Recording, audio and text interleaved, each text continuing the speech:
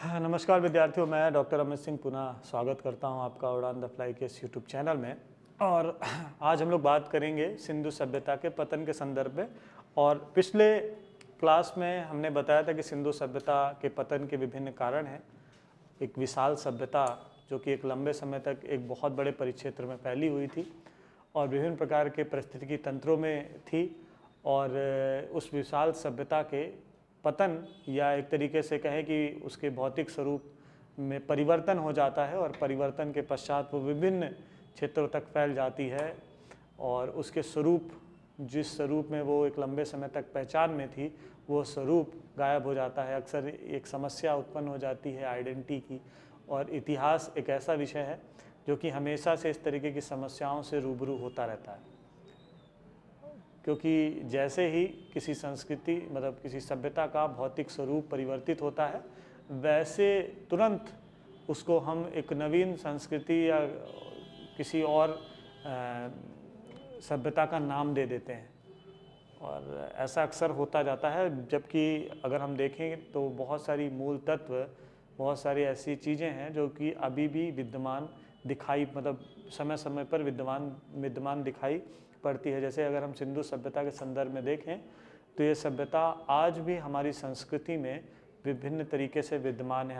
हमारे जो रिचुअल्स हैं, हमारी जो परंपराएं हैं, उनमें कहीं ना कहीं सिंधु सभ्यता के लक्षण या उनकी परंपराओं के जो लक्षण हैं, चिन्ह हैं, संकेत हैं, वो दिखाई पड़ते हैं। तो इसीलिए पतन वर्ड को शामिल करना या उसके बारे में कहना थोड़ा सा असंगत दिखाई पड़ता है सिंधु सभ्यता के संदर्भ में, कि यह सभ्यता पतन हो गई थी। क्योंकि किसी चीज़ को अगर हम पतन माने, इट मीन्स कि वो वहाँ से समाप्त हो गई, हट गई, लेकिन उसके जो लक्षण हैं वो जो आगे की संस्कृतियाँ हैं उसमें ज़रूर दिखाई पड़ते हैं। तो स्वरूप में परिवर्तन हुआ, ना कि पतन हुआ। तो उसके संदर्भ में हम लोग बात कर रहे थे पिछले क्लास में, और हमने बताया था कि आकस्मिक और क्रमिक दो तरीके के कारण प्रमुख रूप से उत्तरदायी होते हैं किसी भी सभ्यता के भौतिक स्वरूप में परिवर्तन होने के। और आकस्मिक जो कारण है वो स्पॉन्टेनियस हो जाते हैं, कुछ ऐसी माकूल परिस्थितियां बनती हैं प्रतिकूल, जो कि उसको घटित करने में भूमिका निभाती हैं, और तुरंत ऐसे कुछ होता है कि वहाँ से वो विस्थापन हो जाता है। लेकिन क्रमिक जो कारण होते हैं उनको घटित होने में एक लंबा समय लगता है। धीरे धीरे वो चीज़ें डेवलप होती रहती है और आगे चल करके विस्थापन में महत्वपूर्ण भूमिका निभाती है। तो उसके संदर्भ में हम लोगों ने बताया था कि प्रशासनिक शिथिलता एक बहुत प्रमुख कारण था। सर जॉन मार्शल और फेयर सर्विस ऐसा मानते थे कि प्रशासन में शिथिलता आ गई थी, प्रशासन में कहीं ना कहीं कमी आ गई थी, नैतिक मूल्यों का ह्रास होने लगा था, व्यापार वाणिज्य की जो प्रक्रिया थी उसमें एक रुकाव आने लगा था, और वो जो सारी व्यवस्था थी, ये सारी व्यवस्थाएं गड़बड़ होने लगी थी। और इसकी वजह से क्या हुआ, धीरे धीरे आर्थिक व्यवस्था में भी नुकसान पहुंचा, सामाजिक व्यवस्था में भी नुकसान पहुंचा, राजनीतिक ढांचा भी प्रभावित हुआ। और ये सारी चीज़ें जब प्रभावित होने लगती हैं तो स्वाभाविक सी बात है कि जो नगरीय संरचना है उसमें भी प्रभाव उसका दिखाई पड़ने लगता है, और आगे चल करके वह कारण बन जाती है उस सभ्यता के विस्थापन में। इसके अलावा व्यापार में अवनति भी एक प्रमुख कारण हम लोगों ने चर्चा की थी पिछले क्लास में। सामाजिक एवं राजनीतिक कारणों के संदर्भ में भी चर्चा की थी। प्राकृतिक संसाधनों का अतिशय दुरुपयोग के बारे में भी हम लोगों ने बात किया था। जलवायु में प्रतिकूल परिवर्तन के बारे में भी हम लोगों ने बात की थी। R.L. स्टाइन ऐसा मानते थे, जबकि वर्तमान में एक बहुत प्रमुख कारण माना जाता है सिंधु सभ्यता के विस्थापन में कि जलवायु में परिवर्तन होता है। कैसा परिवर्तन? प्रतिकूल परिवर्तन। अगर अनुकूल परिवर्तन हो रहा होता तो शायद फेवरेबल कंडीशंस आती तो वो सभ्यता वहाँ पर और लंबे समय तक बनी हुई रह सकती थी। लेकिन धीरे धीरे क्या हुआ, क्लाइमेट ड्राई होने लगा, और ड्राई क्लाइमेट की वजह से, सूखा होने की वजह से धीरे धीरे वर्षा की प्रतिशतता में कमी आती है। और जब वर्षा की प्रतिशतता में कमी आ जाती है तो भूमिगत जल में भी कमी आती है, और भूमिगत जल जब कम होने लगता है, नदियों में जल कम होने लगता है, तो अकाल की स्थिति आ जाती है, सूखे की स्थिति आ जाती है, और नदियों के मार्ग में परिवर्तन भी एक बहुत महत्वपूर्ण कारण बनता है। और धीरे धीरे ये परिवर्तन घटित होता है, और घटित होने के बाद वहाँ से लोगों का मूवमेंट बढ़ जाता है, और जब मूवमेंट वहाँ से लोगों का हो जाता है तो स्वाभाविक सी बात है कि वैसा ढांचा दोबारा दूसरी जगह स्थापित करना संभव नहीं हो पाता है। और जब ऐसा संभव नहीं हो पाता तो ये माना जाता है कि सभ्यता उस स्थान से हट गई, ये विस्थापित हो गई या उसका पतन हो गया। इसके बाद हम लोगों ने बात किया था नदियों के मार्ग में परिवर्तन होना, शायद बात करना है। अभी तक हम लोगों ने इन कारणों को देखा। अब अगला जो उसमें कारण था वो था नदियों के मार्ग का बदलना। तो जैसा कि हम बता रहे थे कि जलवायु में जो प्रतिकूल परिवर्तन था उसकी वजह से वर्षा की प्रतिशतता में कमी आई। बहुत सारी ऐसी नदियां थी जिसमें ज़्यादातर जो जल आ रहा था वो वर्षा की वजह से आ रहा था, भूमिगत स्रोतों से आ रहा था। और जब भूमिगत स्रोत सूखने लगे, वर्षा के जल की प्रतिशतता में कमी आने लगी। साथ साथ नदियों का एक लक्षण है जो समय समय पर अपने मार्ग को परिवर्तित करती रहती हैं कुछ समय के पश्चात। तो ऐसी स्थिति में भी शहरों में वह जल की जो आपूर्ति थी वो करने में सक्षम नहीं हो पाई। लोगों की जो सिंचाई की मूलभूत आवश्यकता थी वो हो नहीं पाई। तो जहाँ पे जल की आपूर्ति ठप होती गई वहीं पे लोगों का माइग्रेशन बढ़ता चला गया। अक्सर नदियों की प्रवृत्ति होती है वो अपने मार्ग में समय समय पर परिवर्तन करती हैं। जैसे कि अगर हम देखें तो नदियाँ ऐसे सर्पाकार स्थिति में बढ़ती हैं। एक तरफ वो अपक्षय की क्रिया करती हैं, दूसरी तरफ अपघटन की। एक तरफ वो नदी वेदिकाओं का निर्माण करती हैं, वहीं दूसरी तरफ वो अपने अवसादों को छोड़ते जाती हैं। तो ऐसे सर्पाकार स्थिति में नदियाँ बहती हैं और समय समय पर इसमें परिवर्तन भी होता रहता है। वो दूसरे स्थानों पर माइग्रेट कर जाती हैं। उदाहरण के लिए अगर मतलब माइग्रेट क्या, बदल जाता है उनका स्थान। तो अगर मान लीजिए कि यहाँ पर एक सभ्यता है, यहाँ पर एक सभ्यता है, तो क्योंकि जल एक ऐसी चीज़ है जिसकी आवश्यकता बहुत ज़्यादा है कृषि कार्य को करने के लिए भी और दैनिक जीवन में उसके प्रयोग के लिए भी। और अगर जल उपलब्ध नहीं है, इसीलिए अगर हम देखते हैं तो ज़्यादातर सभ्यता एवं जो लोगों का बसाव है वो ऐसे बड़े जल स्रोतों के आसपास ही है जहाँ पर जल की उपलब्धता हमेशा बनी रहे। और जहाँ जहाँ ऐसे जल स्रोत सूखने लगते हैं या उनके मार्ग में परिवर्तन आ जाता है, लोगों का मूवमेंट वहाँ से हो जाता है, माइग्रेशन उन स्थानों से हो जाता है। तो जब नदियाँ ऐसे बह रही थी, लोगों ने यहाँ पे अपना शेल्टर बनाया, लेकिन धीरे धीरे क्या हुआ, नदियों में परिवर्तन होता गया। पहले यहाँ हुई, फिर यहाँ हुई, फिर यहाँ हुई, और आगे चल के इतनी दूर हो गई। तो अगर किसी व्यक्ति को पानी लेना है तो वो यहाँ तक अगर जा रहा है तो स्वाभाविक सी बात है कि उसके लिए बड़ी कठिनाई का कार्य है।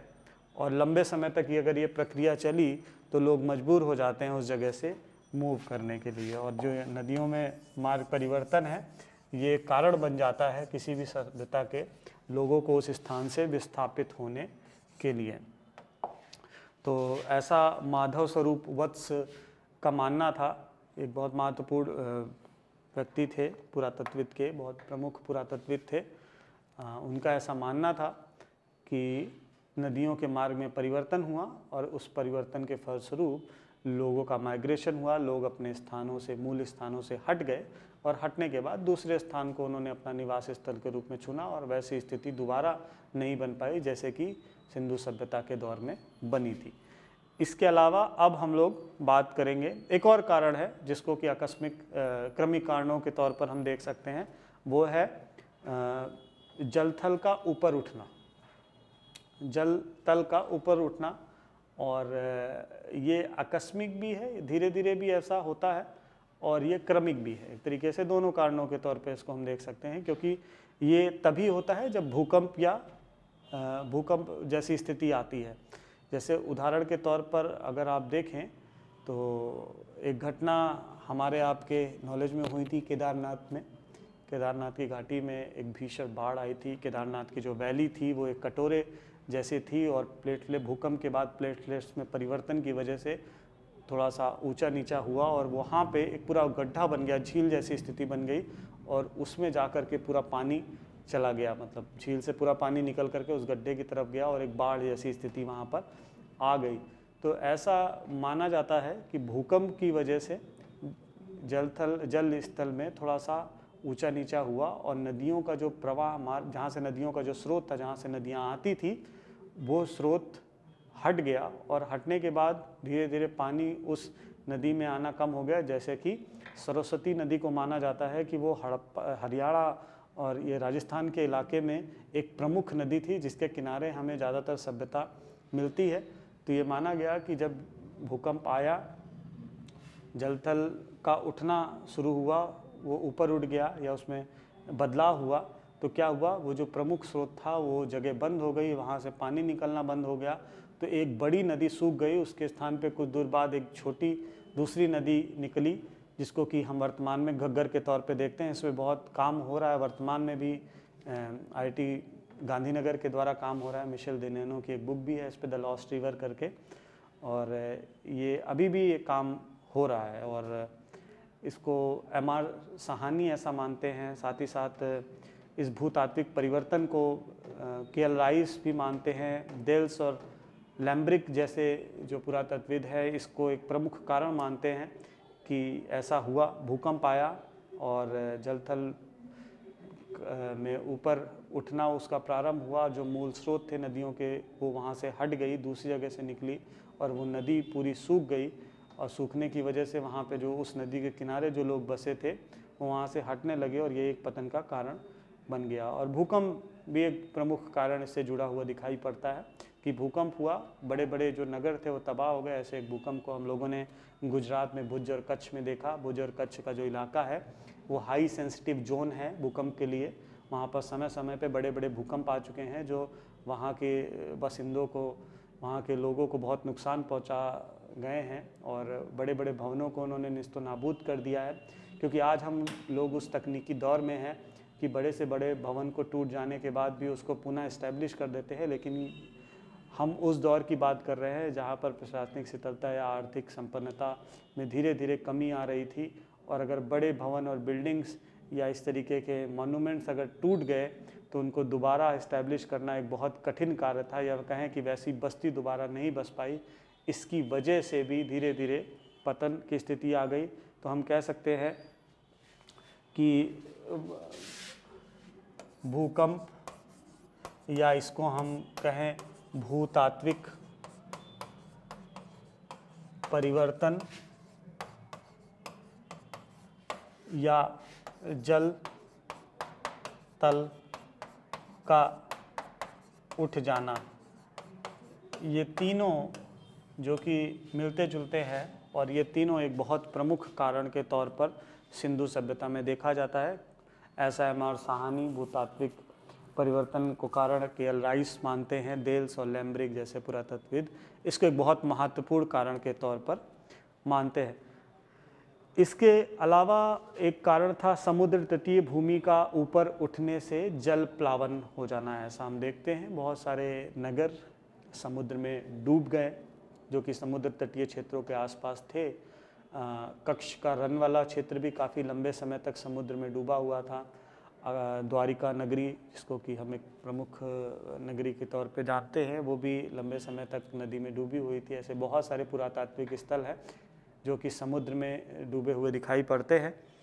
तो ऐसा मानना है इतिहासकारों का, पुरातत्वविदों का कि नदी मतलब ये जो समुद्र तटीय भूमि है इसका ऊपर उठ जाना और जल प्लवन की जो स्थिति है उसके होने की वजह से लंबी दूरी तक पानी फैला और आसपास के जो समुद्र तटीय क्षेत्रों के आसपास के जो पुरास्थल थे वो समुद्र में समा गए और समुद्र के अंदर आ गए। बाद में अभी हम देखते हैं जब उत्खननों का दौर, इसीलिए एक और विषय आर्कियोलॉजी में निकल करके आया जिसको हम अंडर वाटर आर्कियोलॉजी कहते हैं, मतलब पानी के नीचे की आर्कियोलॉजी। और ऐसी आर्कियोलॉजी के फलस्वरूप हमें रोम में भी एक सिटी मिली है।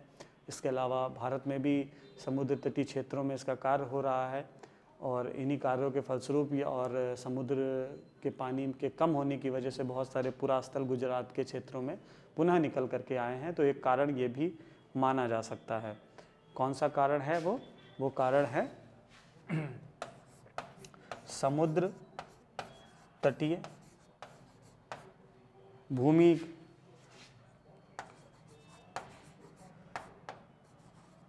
का ऊपर उठना और जल प्लावन होना।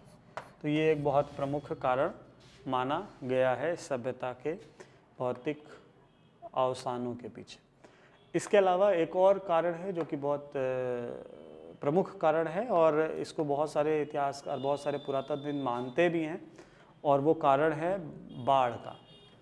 और इसको एक कारण के तौर पे मानते हैं जॉन मार्शल, अर्नेस्ट मैके और एस.आर. राव। और ये सिर्फ कारण नहीं है, इसके साक्ष्य भी हमें मिले हैं। कहाँ से मिले हैं? साक्ष्य मिले हैं मोहनजोदाड़ो से। मोहनजोदाड़ो जो कि सिंधु सभ्यता का एक बहुत प्रमुख स्थल है। हड़प्पा और मोहनजोदाड़ो मिलकर के इस विशाल सभ्यता की जुड़वा राजधानियों का निर्माण करते थे, ऐसा स्टुअर्ट पिगेट मानते थे। और इस मोहनजोदाड़ो के उत्खनन के पश्चात, जिसे मृतकों का टीला भी कहा गया है, इसके उत्खनन से ये साक्ष्य पूरी तरीके से इस बात की तरफ इशारा करते हैं कि यह शहर एक भीषण बाढ़ का शिकार हुआ था। और उस उत्खनन के पश्चात एक बहुत बड़ा, मतलब बहुत मीटर तक गाद मिला है नदी का, मतलब जो गीली मिट्टी का जमाव है वो प्राप्त होता है। और बहुत सारे शव भी छत विछत स्थिति में वहाँ पर मिले हैं, जो इस बात को बताते हैं कि एक भीषण बाढ़ का शिकार हुआ था मोहनजोदाड़ो। और उसके पश्चात वहाँ पर लोग हट गए, मतलब समाप्त हो गया वो पूरा शहर, निस्तो नाबूद हो गया, और बाद में दोबारा वो शहर उस तरीके से बन नहीं पाया। तो भीषण बाढ़ भी इस सभ्यता के भौतिक स्वरूप में अवसान का एक बहुत प्रमुख कारण माना गया है। इसके अलावा बाहरी आक्रमण, ये अब आकस्मिक कारणों की हम चर्चा कर रहे हैं। नदी की बाढ़, भूकंप और बाहरी आक्रमण, ये सभी आकस्मिक कारण हैं जिनकी वजह से किसी भी भौतिकवादी सभ्यता का अवसान हो जाता है। तो बाढ़ एक प्रमुख कारण थी, मोहनजोदाड़ो से उसके साक्ष्य मिले। अब हम बात कर रहे हैं बाहरी आक्रमण की। इसके संदर्भ में भी विद्वानों का, विभिन्न पुरातत्वविदों का मत रहा है, जैसे कि अर्नेस्ट मैके, गार्डन चाइल्ड, स्टुअर्ट पिगेट और व्हीलर ऐसा मानते थे कि यहाँ पर कोई बाहरी लोगों ने, बाहरी प्रजाति के लोगों ने आक्रमण किया। काफ़ी समय तक ऐसा माना जाता रहा है कि आर्य इस क्षेत्र में आए। अब तो इस आर्य की अवधारणा पर ही प्रश्न चिन्ह लग रहा है। आर्य आए, उन्होंने सिंधु सभ्यता के लोगों पर आक्रमण किया, और इसके साक्ष्य कहाँ मिल रहे हैं? इसके साक्ष्य हड़प्पा से माने जा रहे हैं। वहाँ पे एक एच सेमेंट्री एरिया है, और वहाँ पर 2 बाढ़ग्र मिले हैं, जो इस बात के सबूत देते हैं कि उनको वहाँ पे बाढ़ लगे। और ऐसे स्कल्टन्स भी मिले हैं जहाँ पे बाढ़ लगने के साक्ष्य मिलते हैं, लेकिन ये साक्ष्य इतने ज़्यादा मजबूत नहीं हैं जो इस तथ्य को इस्टेब्लिश कर पाएँ कि कोई बाढ़ आक्रमण हुआ था, या शायद हुआ भी था या नहीं।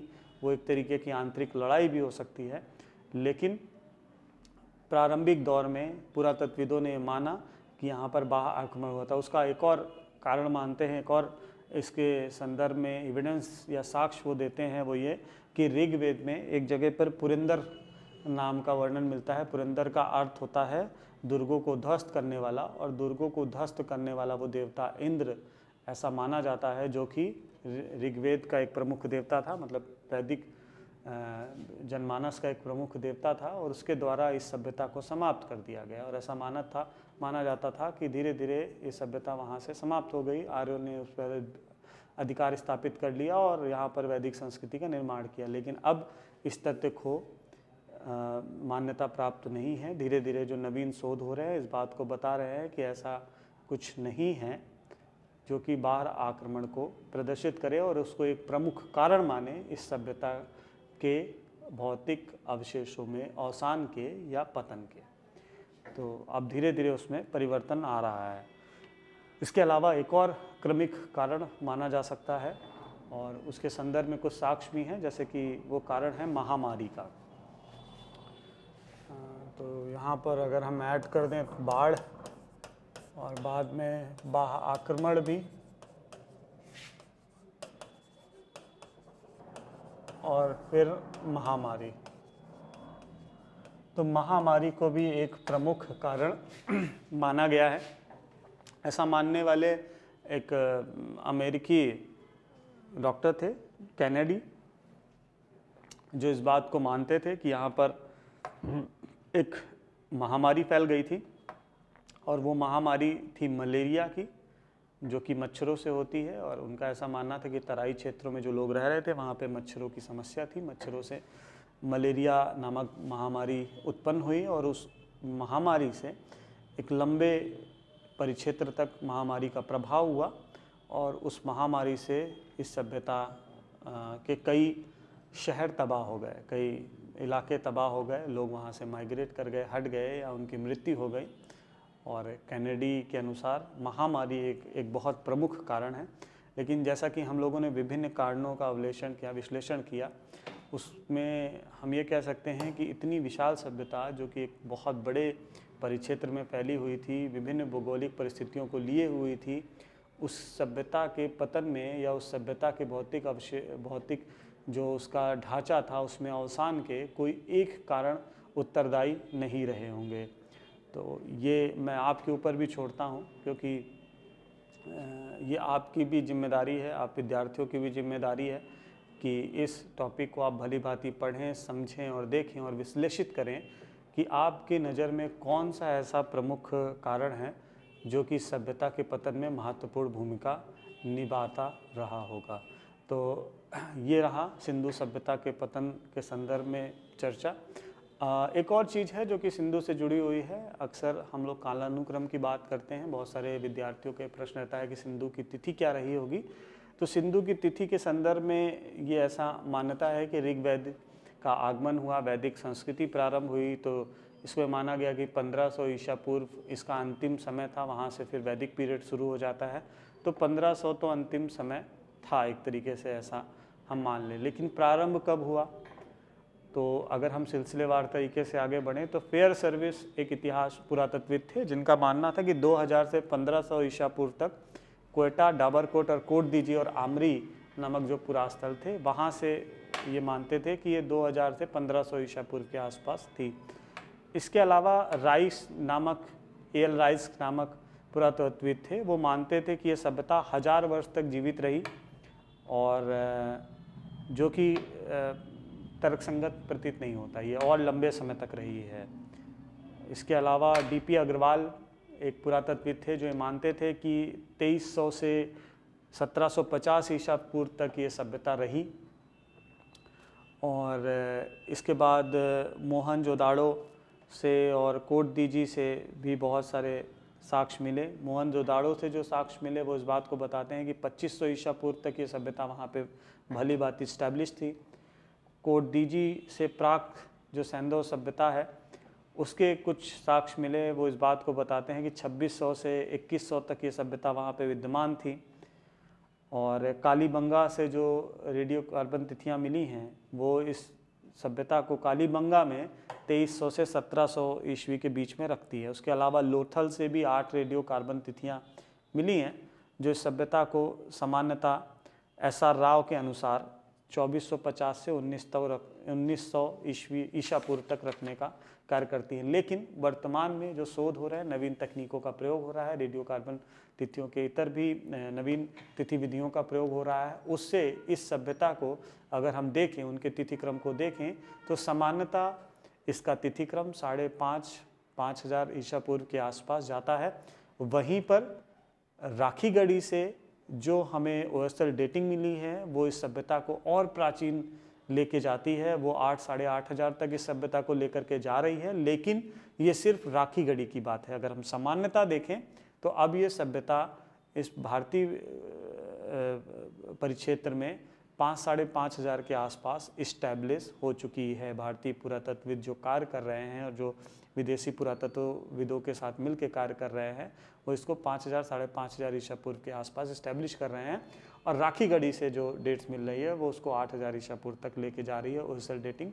लेकिन अगर और भी स्थानों से ऐसी डेट मिलती है तो हम ये कह सकते हैं कि ये सभ्यता और भी प्राचीन है और भी प्राचीन पुरास्थल यहाँ से मिल भी रहे हैं, क्योंकि अभी भी बहुत सारे शोध कार्य इस क्षेत्र में हो रहे हैं। नवीन पुरास्थल भी मिल रहे हैं, साथ साथ नवीन तिथियाँ भी मिल रही हैं। तो अभी बहुत सारा काम होना बाकी है, अभी तो इसकी स्क्रिप्ट को पढ़ा जाना बाकी है। और अगर ऐसा हो गया तो हम बहुत सारी नवीन और जानकारी सिंधु सभ्यता के संदर्भ में प्राप्त कर सकते हैं। हो सकता है जो हम अभी पढ़ रहे हैं उससे भी ज़्यादा या उससे कुछ पलट फेर या कुछ अलग जानकारी हमें मिल सकती है। तो आज के लिए बस इतना ही, और अगले टॉपिक में हम लोग वैदिक संस्कृति के बारे में बात करेंगे और फिर हम लोग अपनी सेकेंड यूनिट की तरफ बढ़ेंगे। तो वैदिक संस्कृति बहुत जल्दी आप सबके सम्मुख वैदिक संस्कृति को लेकर के प्रस्तुत होगा और आप इस चैनल को देखते रहिए और जो भी आपके प्रश्न हैं वो आप मुझे पूछ सकते हैं लिख करके। धन्यवाद।